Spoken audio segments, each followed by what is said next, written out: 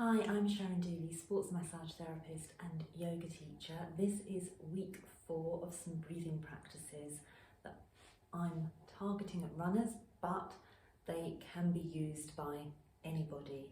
This week I'm going to look at a full breath, and what I mean by that is getting a sense that as you're breathing, everything between your hips and your collarbone, you're getting the sense that the whole of your body is allowed to move. So you're allowing your belly to expand as you inhale, the sides of your body to expand as you inhale, and the back of your body to expand as you inhale. And then as you exhale, everything from collarbone down to hips is moving back inwards towards your spine.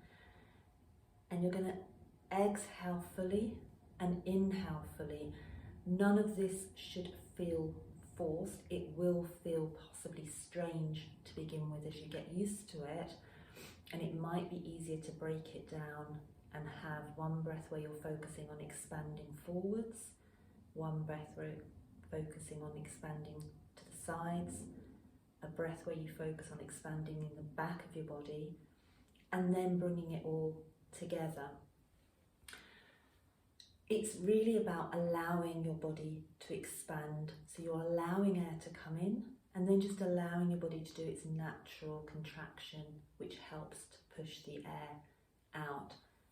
Allowing your belly to be soft is really, really important, because this will then allow the diaphragm to expand as you inhale and then contracting as you exhale. If you're holding tension here, you're going to start to engage the diaphragm muscle, and then you're going to restrict its movement, which is going to more likely force you to breathe just into the top and take a more shallow breath, which isn't what we're looking for.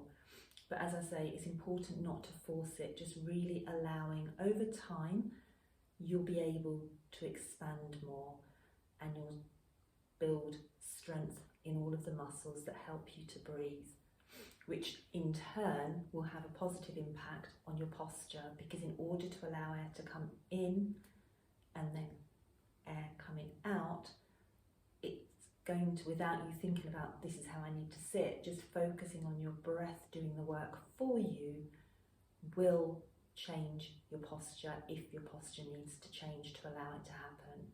So you can do this sitting on a chair, you can do it kneeling, or you can do it sitting cross-legged. I'm sitting on a bolster. And you can also do it on all fours. I'll show you both. So just to begin with, just maybe close your eyes and just getting a sense of feeling the movements your body is making as you're breathing in and out.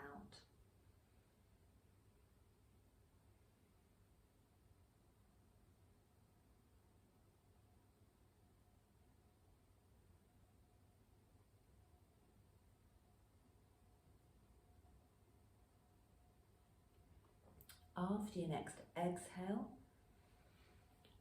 bring your hands onto your belly and just noticing as you're inhaling, they're expanding.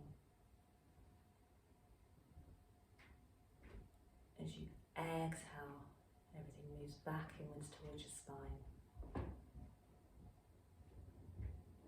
And then move your hands onto the sides of your ribs, again noticing that expansion as you inhale. As you exhale, everything moves back in towards your spine.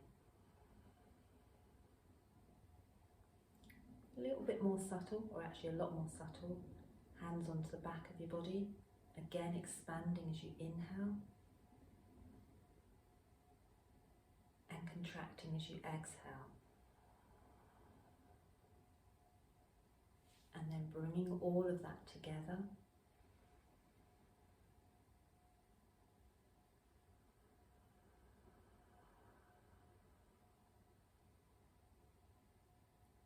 And as you inhale, inhale just through your nose as long as it's not too blocked up. Exhale, you can either exhale through your nose or slightly part your lips and exhale through your mouth.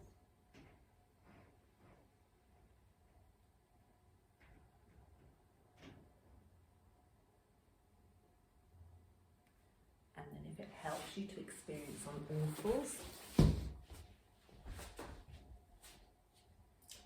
Just come to a position where you feel you've got equal pressure through hands and knees. Hands are roughly under your shoulders.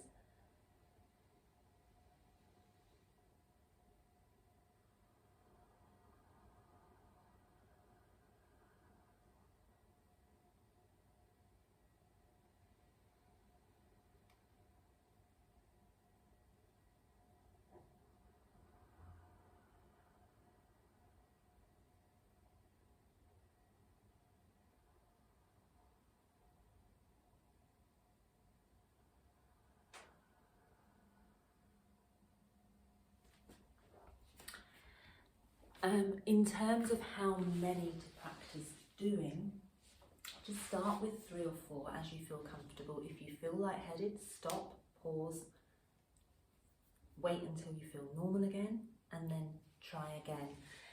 It's something you can do on a recovery from a session or a long run. I don't tend to do anything like that whilst I'm running. I just allow my body to do what it needs to do automatically.